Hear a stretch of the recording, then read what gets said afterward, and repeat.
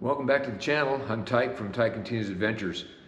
Wanted to dive a little bit deeper dive today on additional income streams. So specifically, one I wanted to talk about, something that we've been doing as a couple, is how to make $5,000 on eBay. Now, we did that in about 90 days, but I wanted to show too, I'm not gonna hide anything, there's my eBay account overview. And in the last 90 days, we've made around $5,500. So we've been doing it since May. So it's actually more than that, but we've really had, in the last 90 days, really had a rush of business. So it's real simple. First thing you gotta do is you gotta have an account. You gotta have an eBay account. So you'll go to ebay.com and you'll click on sell to open an account if you don't already have one. So again, using our little electronic prop here, this is what it's going to look like when you find the eBay account screen. You're going to go to ebay.com. Over in the right hand corner, you're going to see a little thing that says sell. Click on sell and it gets you started. Now, the great thing about that is it kind of guides you through what to sell and how to sell, okay? Now, you're going to say, oh, Tyke, I'm not a salesman. Everybody's a salesman. I've spent my career in sales, but I can tell you that if you spent any time working, you've been selling your time and talent and blood, sweat, and tears for your entire working life. So you are a salesperson. So one of the things that comes up is, what is there to sell? Well, I'll give you an example. I just looked at watches, at the watch category on eBay. There were over 2 million watches for sale. And that's just watches, not to mention other things. Okay, so what to sell? Well, everybody has something worth something. And obviously, if you have a passion for something, it's going to be a little bit easier, a little more fun perhaps, but everybody's got a hobby, everybody's got a passion, and there's a place for everything on eBay. The internet is the great equalizer.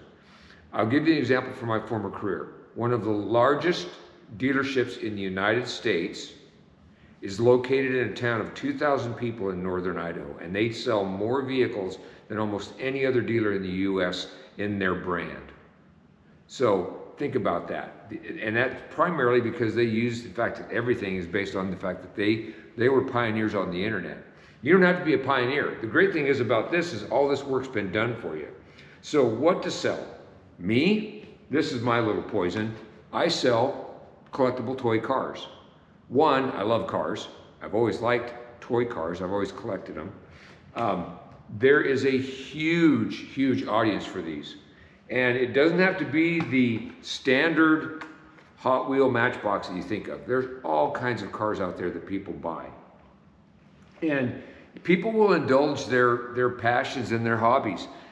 You know, you think, oh, there's nobody's gonna pay more than a couple of bucks for these because they can buy them at the store. They can't buy them all at the store, let me tell you.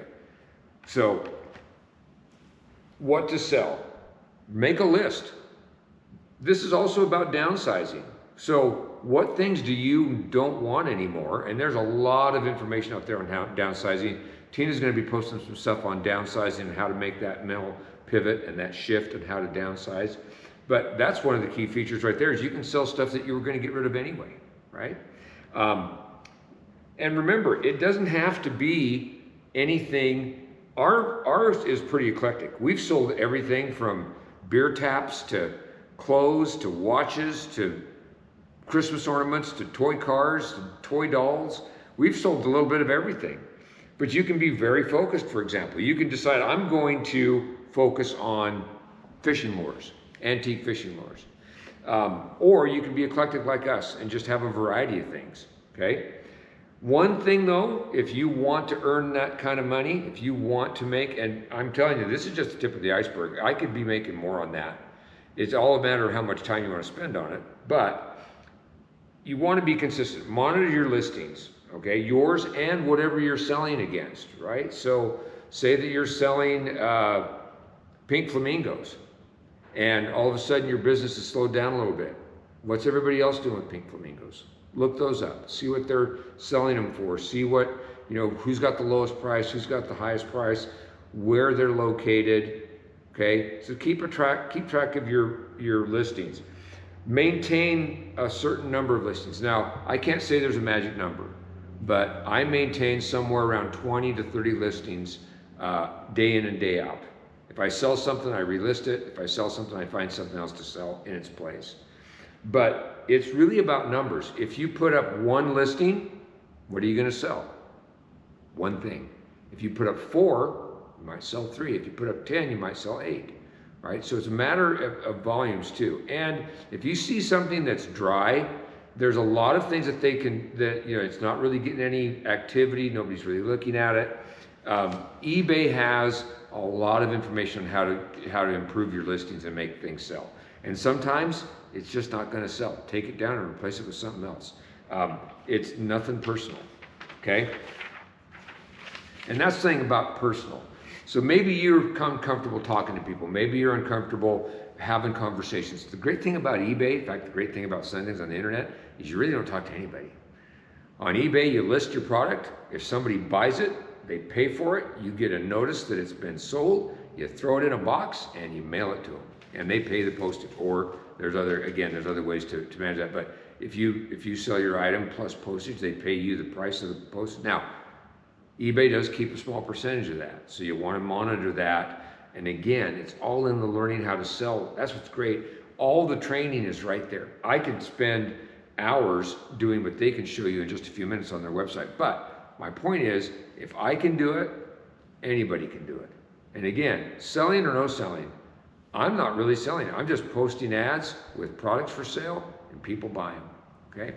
So there is, though, some learning curves. Prime listing days and times, right? So think about this. When are most people home, relaxing, not doing anything? Weekends, right? So Friday afternoon, Friday evening, Saturday. We see a lot of activity on Sunday afternoons, right? So the great thing is, on the weekends, you've got a little bit of time before if someone buys something, you don't have to mail it out the same day. In fact, you don't have to do that any day of the week, but you've got some time. You can just kind of set it and forget it, right? But time zones, weekdays, so we're in mountain time. What I've noticed, if I post things at around 2 or 3 mountain time in the afternoon, that's about the time people on the East Coast are getting off work and getting home. And I see an increase in sales over that time zone. So watch your time zones. Weekdays can be a little quiet. Weekends, that's when you want to make sure your stuff's on there. If you're going to post anything, post it on Thursday night or Friday night so it hits for the weekend. And remember this, have fun. You don't have to sit there and babysit your computer either, okay? There's an app. My app on my smartphone is fully functional as the same account as my account on the computer, to say it in simple terms. But have fun with it. Post things, have fun with the pricing, play around with things. It's a really great learning curve. But whatever you do, don't give up. Don't just post one thing, it doesn't sell, throw your hands up in the air. Throw a whole bunch of stuff out there, see what sticks. You may have a niche that nobody has, right? Maybe you sell Christmas ornaments from the 50s that nobody has. But just think about what is it you have that you can sell, you don't want it anymore. You don't have to go buy anything. That's the great part. There's no real fee for you to join. You can join. They'll take the fee out of the thing you sell, right? So keep that in mind. Do your homework and don't give up. So we'd love to hear, if you like what we talked about today, comments. Please share in the comment section. If you have any questions, we'll answer them all. Maybe share what have you done? What have you done on, for example, eBay? And there's other avenues out there that we're not covering today, but as far as the one that we worked on and it worked for us is eBay. And please like us and subscribe to our channel. And we're looking forward to seeing what you've done out there. Talk to you soon.